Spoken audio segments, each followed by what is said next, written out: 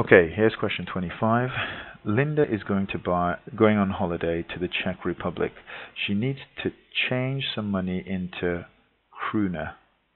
Okay, so krona, she needs to change some money into krona. She can only change her money into 100 krona notes. So that's all she's going to get back. She's going to get money changed, but she's going to get back only one type of note, 100 krona notes. Linda only wants to change up to £200. She wants to change up to £200 into krona. She wants as many 100 krona notes as possible. The exchange rate is £1 gives her 25.82 krona. Right, 25.82. How many 100 krona notes would she get? So this is an exchange rate question. One of the first things I ever do when I do an exchange rate question is I write down the exchange rates. £1 is 25.82 krona. And around that, I always put, if I'm going in that direction, I times. If I'm going in that direction, I divide. I always do that. This question she wants to change £200 into krona. So she wants to change pounds into krona. Because I'm going in that direction, right, that means I'm going to have to times by 25.82. If I was changing krona back into pounds, I would divide. But this question here, she wants to change £200 into krona. So how much krona is she going to get? Well, you get your calculator out. And 200 times 25.82, what does that give you? 5,164. 5,164.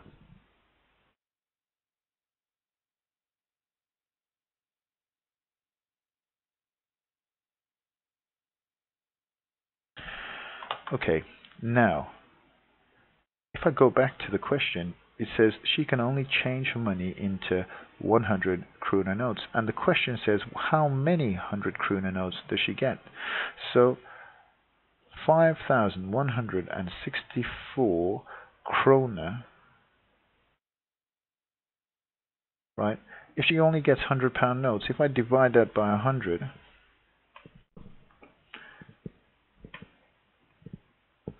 divided by 100, 51.64.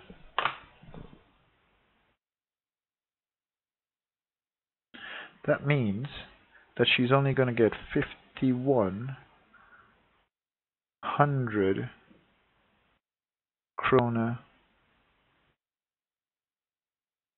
notes. Yeah, it's only 5,100 krona notes. The rest of them, well, she wouldn't need. So in this case, the rest of it she wouldn't get in 100 krona notes. That's 5,164. If you think about that, how many 100 krona notes would you have all together in there? Right, you'll just have 5,100 krona notes, and the 64 krona, well, that wouldn't be, she wouldn't be able to get that, so she wouldn't actually spend the whole 250 to 200 pounds on the notes. She would only get 51 krona notes, 5,100 krona notes. Okay, this question was on the higher paper as well, so do take your time, think about it. Right, let's have a look at question, or part B of this question. Okay, in part B of the question, it says Linda buys a meal in the Czech Republic and the meal cost 400 krona. Work out the cost of the meal in pounds. So earlier in the question they gave us the exchange rate. The exchange rate was £1 is equal to 25.82 krona. Okay, so I did say as well, I did this earlier, if I was changing pounds to krona, I times. If I'm changing krona to pounds, I divide. I always write that down first. That's one of the first things I write down when I do a exchange rate question. They want us to change 400 krona to pounds. If they want us to work out how much the meal cost in pounds, they want us to change it backwards into pounds. Okay, so if I'm going backwards, I'm going to do 400 divided by 25.82. Right? In the previous question I was going forward, so I times. In this question here, I'm going to change krona into pounds, so I'm going to divide. And I will need my calculator for that. So, can we see this? Yep.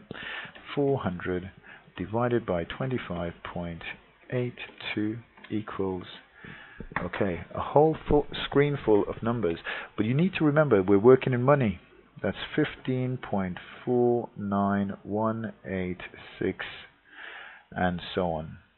But because I'm working in money, I need only up to here, the pence. Let me just get rid of this.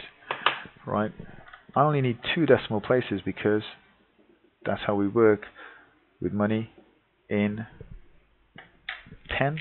There are 100 pence that make a pound, so we just need to go 2 decimal places in. And in fact, because that number there is 1, it's less than 5, I don't need to do any rounding up. That's going to be 15.49. So it costs £15.49.